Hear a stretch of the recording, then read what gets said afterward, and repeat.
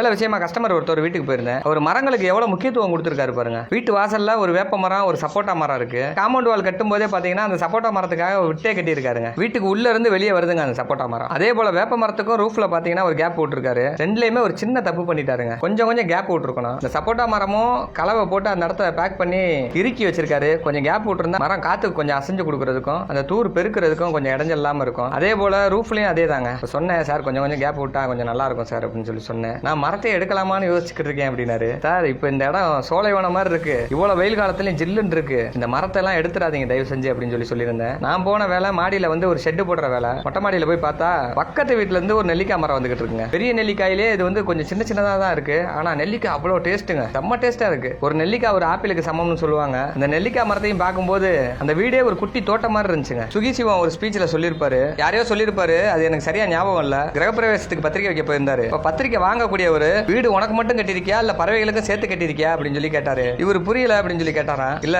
வீட்டுல மரம் வச்சிருக்கியான்றதான் அப்படி கேட்கறேன் அப்படின்னு சொல்லி சொன்னாரு. அது ஒரு நல்ல விஷயம். ஒரு மரங்கள் இருந்துச்சுன்னா அதுல நிறைய ஜீவராசிகள் வசிக்கும். மரம் வைக்கிறது முக்கியம் இல்ல, அதை காயப்படுத்தாம பாத்துக்கிறோம். நீங்களும் இந்த மாதிரி காம்பவுண்ட் வால் அல்லது சீலிங்ல அல்லது ஷெட் வழியா மரத்தை வெளியே விட்டுருந்தீங்க அப்படின்னா அந்த இடத்துல கொஞ்சம் கேப் விட்டீங்கன்னா நல்லா இருக்கும்.